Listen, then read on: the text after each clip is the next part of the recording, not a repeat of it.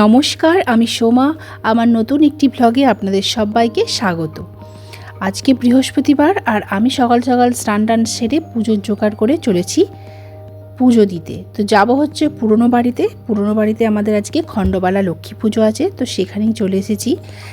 দিদিভাইয়ের মতো জোগাড় করছে, আর আমি আমার মতো একটু ছোট্ট করে নৈবেদ্য সাজিয়ে পুজো দিয়ে গেলাম। আর তারপর একটু ভোগও দেবো ঠাকুরকে। আর এদিকে আমার মেয়ের বায়না, ওকে শাড়ি পরিয়ে দিতে হবে, তো সেই জন্য ওকে আবার শাড়ি টাড়ি পরিয়ে দিলাম।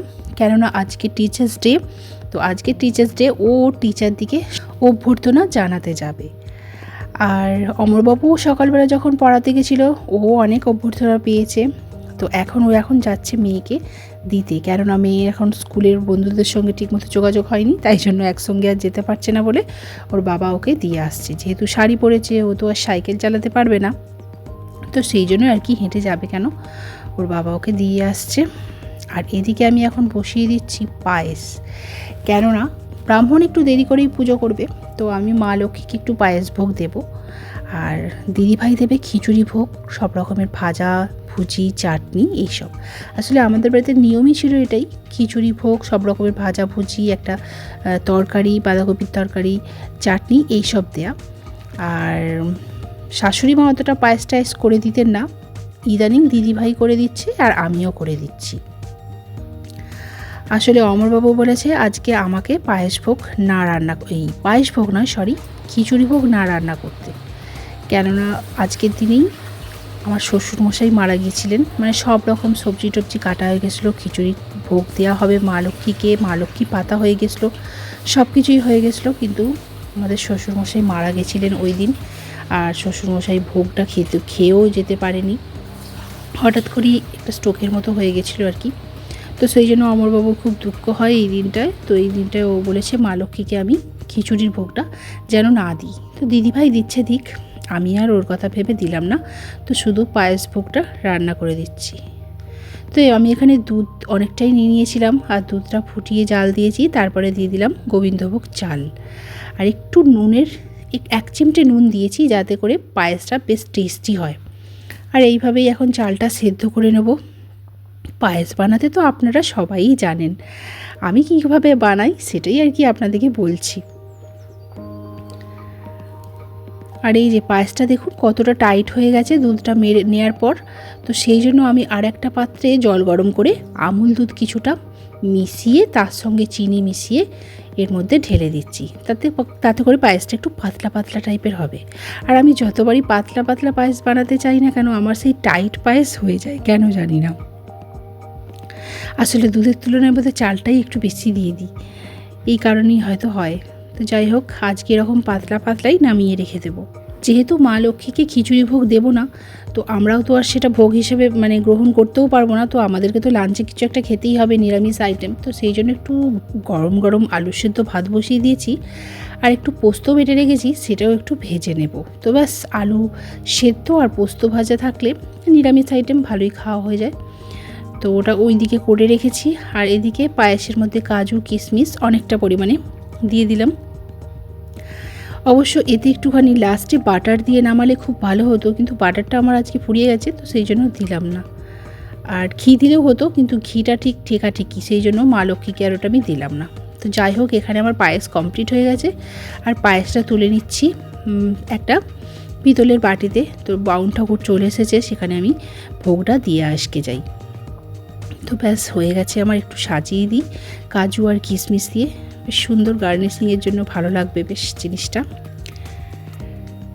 আমার তো ঠাকুরকেও সাজিয়ে দিতে খুব ভালো লাগে।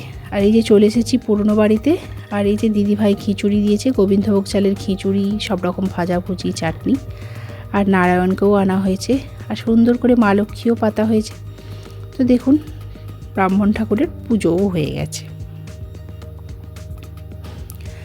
আর এখন রিম যাচ্ছে ওর বাবার সঙ্গে ওর বাবার কাছে পড়তে। তো আজ ওর বাবার কাছেও ও পড়ে, আর সবার সঙ্গে ওর বাবাকে ও অভ্যর্থনা জানাবে আর কি, সেই জন্য বাবার সঙ্গে যাচ্ছে।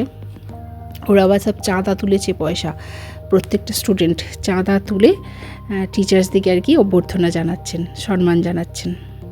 তো যাই হোক, মেঘটাও বেশ কালো করে এসেছে, আর হয়েও হলো 5টা তখন বাজে। ভাবলাম জামা কাপড়গুলো তুলে নিই, আর কতক্ষণই বা ছাদে থাকবে। আর আজকে এতটাই রোদ ছিল, সব শুকনোও হয়ে গেছে জামা কাপড়গুলো। কালকের মতো আর দ্বিতীয়বার করে মিলতে হবে না, তো কালকের কাচাকুচিগুলো যেগুলো মিলেছিলাম সেগুলোও তুলে নিচ্ছি। এখন এগুলো এক এক করে পাট পাট করে গোছ করতে হবে। এই হচ্ছে এখন আমার কাজ। তো আপাতত এখন এই বিছানার ওপর রেখে দিলাম, 5-10 মিনিট বাদে গোছ করব। আর এই যে অমরবাবু এখন আমাকে একটা গোলাপ ফুল দিল, ওর স্টুডেন্টদেরকে দিয়ে এই কটা বোধহয় বেঁচেছিল, এই কটা আমার জন্য এনেছে। তো এখন বাজে রাত 9:45 আর আমাদের ডিনার কমপ্লিট হয়ে গেছে। এই শুতেই যাবো এবার। ভাবলাম আপনাদের সঙ্গে একটু কথা বলি, তো সামনাসামনি আজকে সারাদিন কথা বলিনি আপনাদের সঙ্গে। আর আজকে তো ডেটা হচ্ছে টিচার্স ডে ছিল। সকালবেলায় অমরবাবু যেভাবে পড়াতে গেছিলো, বেশ একটা মানে সারপ্রাইজ ওর স্টুডেন্টরা ওর জন্য রেখেছিল। পুরো রুমটাকে ভালোভাবে একদম সাজিয়েছিল বেলুন দিয়ে, সব চিকিমিকি কাগজ দিয়ে। তো তারপরে ফিতে কাটার মতো মানে গেটের সামনে লাগিয়েছিল, তো ফিতে কাটিয়ে ওকে পুরো বরণ করে ঢুকিয়েছিল। আর আমি ওর ভিডিও ক্লিপ দেখি আর কি এত সব জানতে পারলাম, নাহলে আমি তো কোনোদিনও যাইনি ওর পড়ানোর ব্যাচে। তো তারপরে কেক টেক কাটিয়েছিল, বেশ একটা অনুষ্ঠান মতো হয়েছিল, কয়েকটা গিফটও দিয়েছে ওকে। আর অমরবাবু মিষ্টি, কোল্ড ড্রিঙ্কস, চিপস এইসব খাইয়েছে আর কি স্টুডেন্টদিকে। তো যাই হোক, তারপরে আমার জন্যও এনেছিল। আর তারপরে রিম গেছিলো ওর স্যারেদিকে অভ্যর্থনা জানাতে স্কুলে, তারপরে ওর মানে যেখানে পড়তে যায় সেই পড়ার টিচারকে। আর রিম তো শাড়িও পরেছিল, আপনারা তো দেখলেন।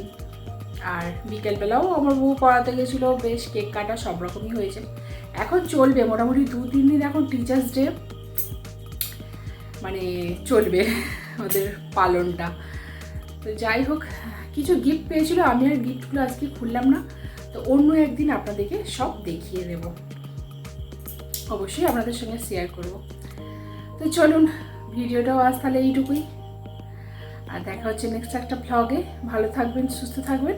আর ভ্লগটা ভালো লাগলে অবশ্যই চ্যানেলটাকে সাবস্ক্রাইব করে লাইক, শেয়ার, কমেন্ট করে দেবেন। Good night.